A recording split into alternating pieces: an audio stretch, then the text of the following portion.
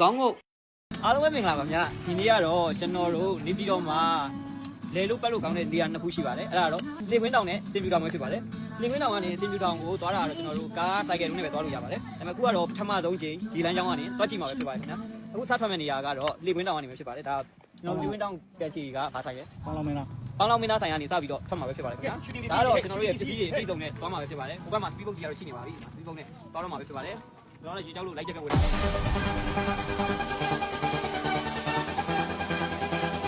ုဆိုရင်တော့စတင်ပြီးတော့ထွက်ပါပါပြီများလေကွင်းတောင်ကနေဒါကတော့လေကွင်းတောင်ကမ်းခြေမှာရှိတဲ့အပန်းဖြေပြီးတော့အနားယူလို့ရတဲ့စားတောက်ဆိုင်လေးတွေပဲဖြစ်ပါတယ်။သွားတဲ့လီလန်းတစ်လျှောက်မှာလည်းတကယ်ကိုတဘာဝတရားရင်းနဲ့လှပနေပြီးတော့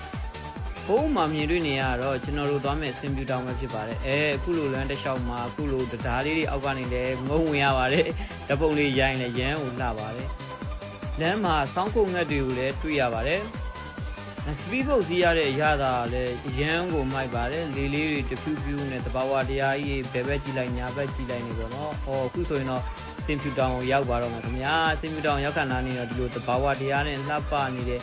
လမ်းကလေးတွေကိုလည်းရေလမ်းလေးကိုလည်းဖြတ်ရတယ်ပေါ့နော်အခုလိုခေါင်းလေးငုတ်အခုလိုလေးလှလှပပလေးပေါ့နော်ဓပုံလေးလည်းရိုက်ဒီနေရာတော့ကျွန်တော်တော်အလှဆုံးနေရာလေးပါဟိုမှာဖျားကိုလည်းမြင်ရတယ်ရေလမ်းကြောင်လည်းဝင်ပြီးတော့ခုဆိုရင်တော့စင်ပြူတောင်ရဲ့အောက်ခြေကိုရောက်ရှိလို့လာပါပြီခင်ဗျာ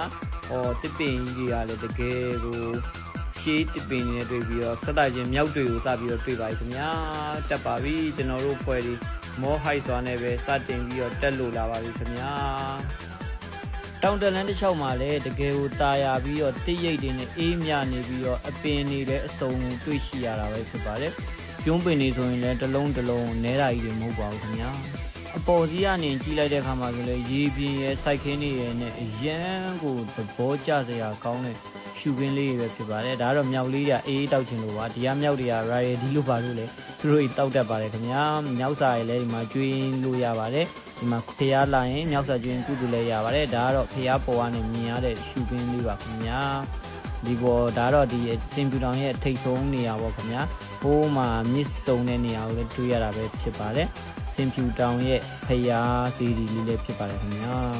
နားယူနေပါတယ်ကျွန်တော်တို့ဘွဲတွေအပြန်ကမှမြောက်စာကျွေးရဲ့အဖွဲ့ရင်းနဲ့တူတွေ့ရနဲ့မြောက်စာတွေကိုလည်းအတူတူကျွေးခဲ့ပါတယ်ခင်ဗျာကုသိုလ်တွေလည်းအများကြီးရပါတယ်ခင်ဗျာမြောက်ကလေးတွေကလည်းအစာဆိုရင်အတကုံစားပါတယ်တော်တော်လေးများပါတယ်မြောက်ကလေးတွေရမ်းလဲပါတယ်သူတို့လေးတွေကအခုဆိုရင်တော့ကျွန်တော်တို့တွေပြန်တော့မှာပဲဖြစ်ပါတယ်ခင်ဗျာလမ်းမှာကိုင်းပင်လေးတွေရတယ်တကယ်ကိုရေဦးတို့ရိုင်းတိုင်လေးနဲ့လှနေပါတယ်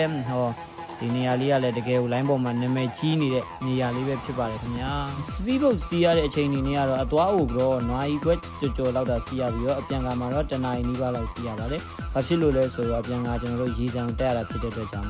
အခုဆိုရင်တော့ကျွန်တော်တို့ပြန်လာပါပြီခင်ဗျာနေဝင်ချိန်မှာဆိုရင်အရန်ကိုဒီမှာရှင်သက်ရှူမောပဲရှူခွင့်လေးနဲ့အခုဆိုရင်ကျွန်တော်တို့စထွက်လာတဲ့နေရာကိုပြန်လည်လို့ရောက်ရှိလို့လာပါပြီခင်ဗျာ speed boat နဲ့သွားတာဆိုရင်တော့ကျွန်တော်တို့တွေအချိန်ကိုတကယ်ကိုတက်တာစေပါတယ်မိနစ်ပိုင်းခဏလေးနဲ့ရောက်ပါတယ်ခင်ဗျာ